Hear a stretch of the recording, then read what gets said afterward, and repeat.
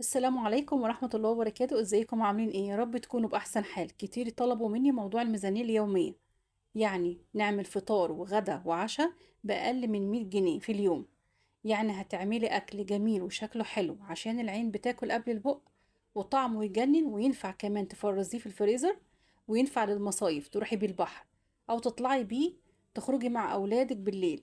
يعني لو مش معاكي فلوس وعايزة تسعدي أولادك ما تشغليش بالك خالص، هتعملي كل اللي نفسك فيه وهتحوشي كمان. بس أهم حاجة متنسيش تحطي اللايك وتشتركي في القناة وتفعلي زر الجرس عشان يوصلك كل جديد اللي احنا بنقدمه يوميا. ويا ريت كده تاخدي جولة في القناة بإذن الله تعجبك. ويلا نبدأ بقى نقول الطلبات بتاعة الفيديو.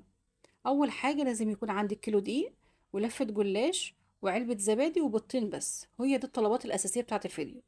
الطلبات دي حوالي بالظبط حوالي 70 جنيه، يعني احنا عاملين 100 جنيه بزيادة يعني.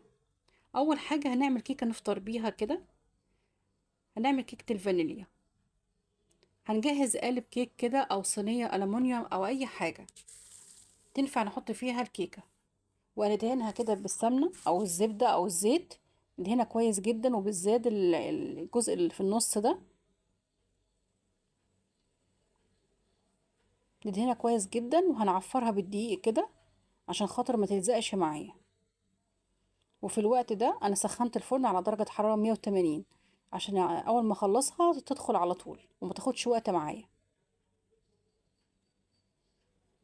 وبدأت بالكيك عشان خاطر نفطر بيه. تاني حاجة عشان خاطر ان هو يعني عايز حرارة هادية، يكون الفرن لسه بيسخن شوية. حطيت بيضتين بدرجة حرارة الغرفة، وحطيت عليها باكو فانيليا كان بالبرتقان، ده جميل قوي بيخلي ريحة الكيك حلو قوي. وضفت عليها كوباية سكر، ويا ريت يكون لونه فاتح عشان خاطر ما يغمقش الكيكة اللي معايا.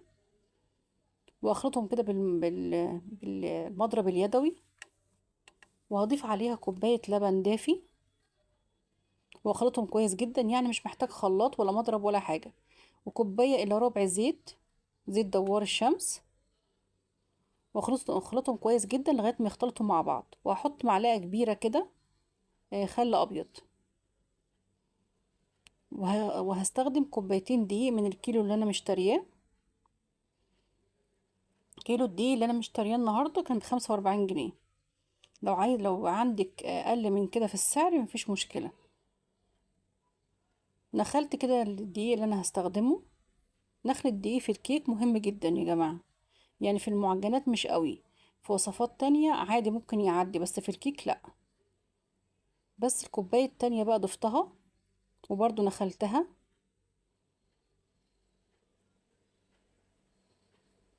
وهحط معلقتين نشا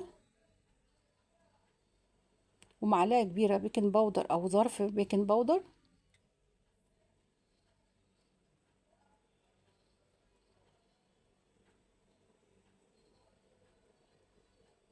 وهحط رشة ملح خفيفة.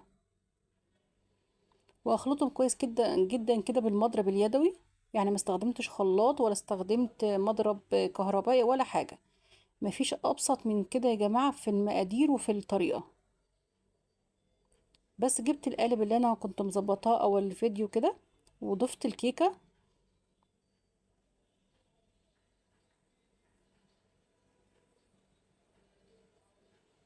وهنزلها كلها كده، واخبطها خبطتين تلاتة كده عشان الهواء يطلع منها وما يكونش فيها اي فراغات.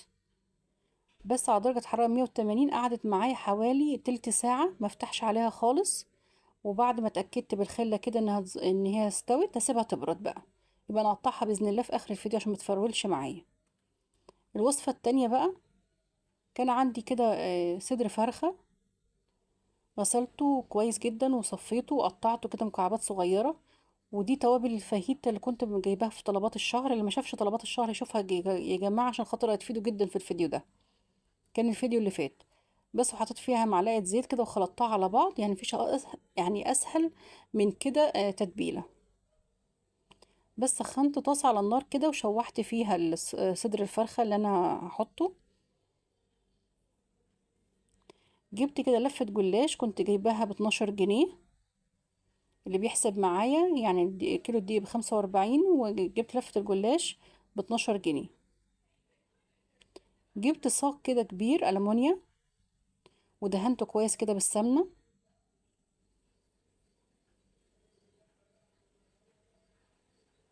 في الوقت ده انا مطفيتش الفرن، كان لسه شغال معايا وكان سخن، فعشان خاطر ما استخدمش غاز كتير حطيت الوصفات كلها ورا بعض. ما خدتش معايا اكتر من ساعة كل الوصفات اللي بتاعت الفيديو كلها. دي كوباية زبدة سايحة، ضفت عليها نص كوباية لبن وعلبة زبادي كده،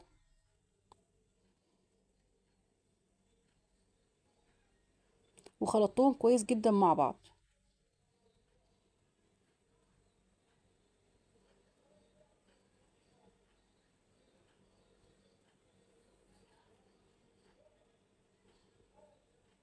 وحطيت كده نص معلقة بيكنج باودر عشان خاطر الجلاش يعني يتورق معايا كده ويطلع حلو جدا معايا. هعمل الجلاش كده من الاطراف زي ما انتوا شايفين كده، يعني احط طرف من جوه وطرف من بره، وابدا بقى اعمله يعني اسقيه من السائل اللي انا عملته، اللي هو كان من الزبده او السمنه ولبن ونص معلقه بيكنج باودر وعلبه زبادي. هيورق الجلاش جدا وهيخليه طعمه حلو وهيطريه جدا، يعني تحس ان انت بتاكلي فطير شرقي. وصفه جميله جدا للغدا كده وسريعه جدا، وممكن تفرزيها في التلاجة وفي اي وقت تسخنيها تكون جاهزه معاكي. بين كل ورقه وورقه يعني هحط من الصوص اللي انا عاملاه ده.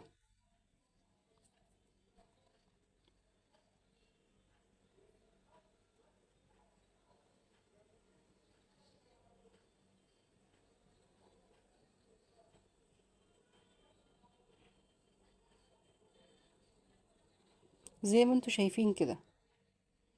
واحط صدر الفرخة اللي كان عندي، ومش لازم صدر فرخة خالص يا جماعة، يعني مجموعة جبن. عندك لانشون، عندك سوسيس، عندك سجق، يعني عايز تحشيها خضار، اي حاجة انت بتحبيها. رشيت كده رشة فلفل اخضر كنت مقطعاها حتت صغيرة، وشوية جبنة مبشورة كده، او جبنة رومي او اي جبن انت بتحبيها. واقفل كده، وكل ما اقفل طبقة احط فيها برضو من الصوص اللي انا قلت لكم عليه.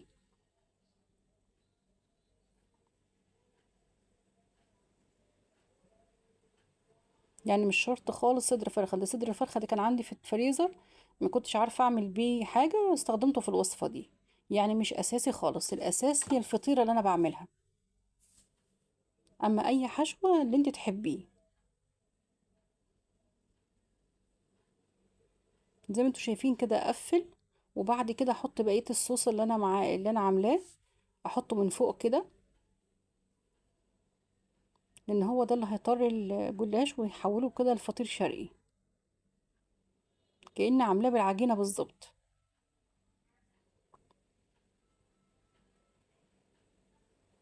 واحط شوية جبنة مبشورة كده.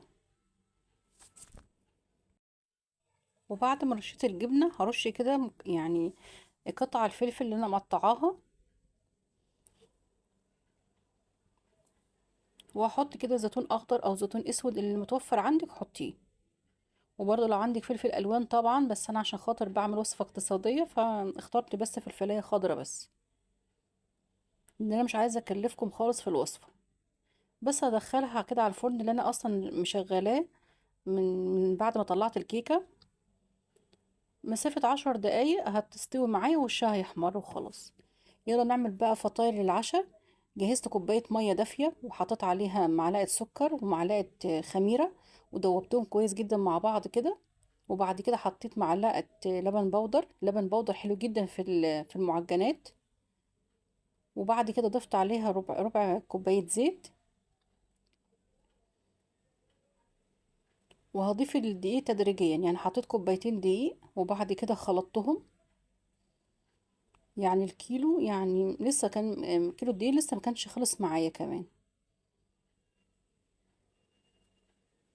خلطتهم كويس جدا كده، وبعد كده هنزل الدقيق تدريجيا، لان كل دقيق بيختلف في كمية السوائل اللي يعني بياخدها. فانا هحط كوباية المية وهنزل بالدقيق تدريجيا، يعني دي 3 كوباية. ولو ما عندكيش الكوباية دي، كوباية الشاي العادية اللي بنستخدمها في كل بيت، تعملي بيها كل الوصفات. بس هنزل كده بالدقيق تدريجيا، يعني حطيت 3 كوبايات، والرابعة يعني بدأت فيها ايه تدريجيا، وهبدأ أعجن كده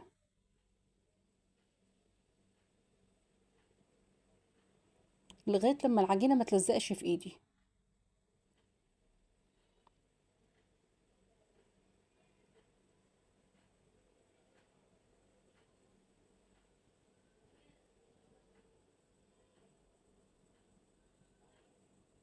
نزلتها كده على الرخام عشان خاطر أعجن كويس، لأن المعجنات يعني لازم نعجنها كويس جدا.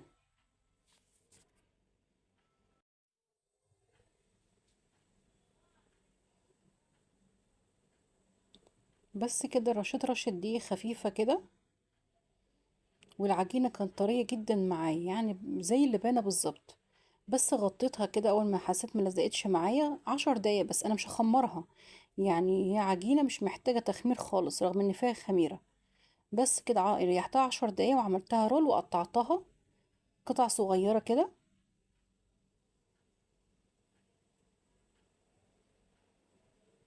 بس وغطيتها عشان خاطر ما تقشفش معايا ولا وشها ينشف معايا. وهاخد كل كورة كده افردها، وهعملها بنفس الطريقة اللي انتوا هتشوفوها. ومش لازم نشابة خالص، يعني افرديها بايدك هي طرية جدا. بصي الحشوة من اختيارك انت، يعني عايزة تحطي جبنة وزيتون، عايزة تحطي جبنة مبشورة، عايزة تحطي جبنة رومي، عايزة لحمة مفرومة، فراخ، اللي انت بتحبيه. يعني من اختيارك انت وعلى حسب امكانياتك. بس كده تعمليها زي المثلث كده او زي الحجاب، بنفس الطريقة اللي انتوا شايفينها، سهلة جدا وبشكلها حلو، هتبسط اولادنا جدا. يعني احنا لو خارجين بره هيتبسطوا بيها جدا لو كل واحد خد قطعة كده. ومشبعة جدا. بس حطيتها في صينية كده، صينية فرن. وحطيتها حطيت ورق زبدة ودهنتها برضو، دهنت الورق الزبدة عشان الورق الزبدة برضو بيلزق يعني. لازم تحطي تدهنيه برشة زيت او رشة سمنة او رشة زبدة كده عشان خاطر ال- المعجنات متلزقش فيه. بس وبدأت أدهن الوش كده بشوية لبن وعليهم شوية سكر عشان خاطر يحمر الوش معايا، ونحط عليه سمسم وحبة بركة. يعني السمسم أو حبة البركة يعني يلزقوا فيه وما يتخلعوش.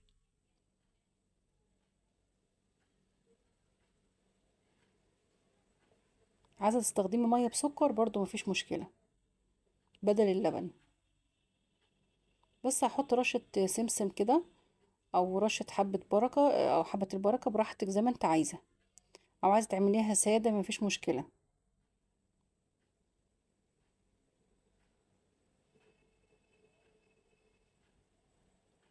بس وطلعت الفطيرة بتاعت الغدا. فانا هدخل على طول المعجنات دي على طول عشان خاطر ايه كل ده يبقى في ساعة واحدة. ما يعني وفرت ان انا في الغاز، ووفرت مجهود لليوم كله ان انا عملت كل الاكلات في ساعة واحدة بس. وان انا يعني باقي اليوم بقى براحتي بقى اعمل اللي انا عايزاه بقى، مهلكش نفس اليوم كله في المطبخ. بس طلعت كده وكان وشها احمر معايا زي ما انتوا شايفين. حطيتها على درجة حرارة 200. وبعد كده ولعت الشواية تاخد لون ذهبي. وبعد كده اول ما طلعت من الفرن رشيتها رشة زبدة كده او سمنة او زيت وغطيتها عشان تطرى معايا.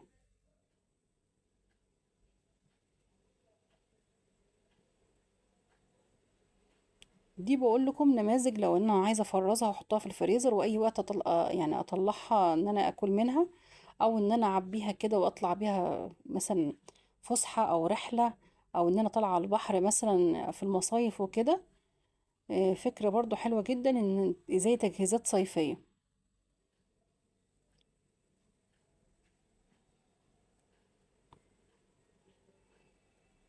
يعني كيلو الدقيق بصوا عمل معايا كام حاجة. يعني الواحدة دي في المخابز تطلع ب5 جنيه أو أكتر. شوفي انت مثلا ب45 جنيه دقيق. وفي كمان أنواع دقيق أرخص من كده. شوف عملت معايا قد ايه.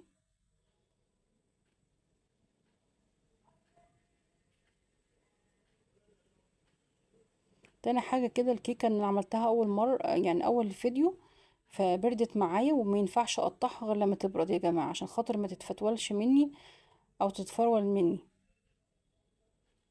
شايفين لونها يعني حلو ازاي، ولونها ذهبي ازاي، ومن جوه فاتح. بجد جميلة جدا، وريحتها برتقان بسبب الفانيليا اللي قلت لكم عليها. بجد جميلة جدا مع كوباية شاي او شاي بلبن او كوباية قهوة. يعني هتبسط اولادنا جدا، ويعني ومغذية جدا.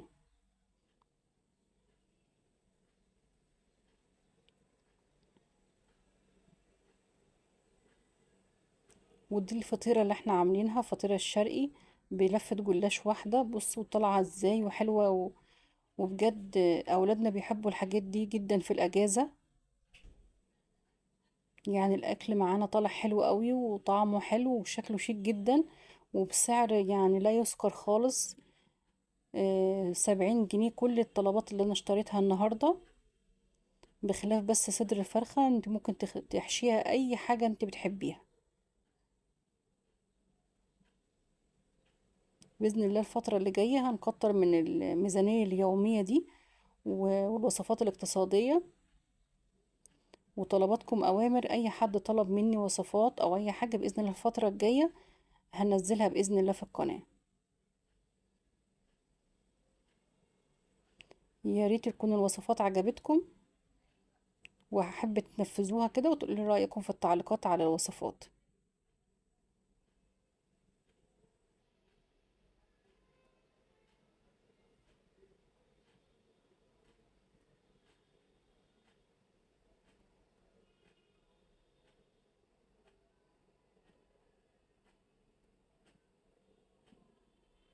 والفترة اللي جاية بإذن الله هنعمل ميزانيات كتير،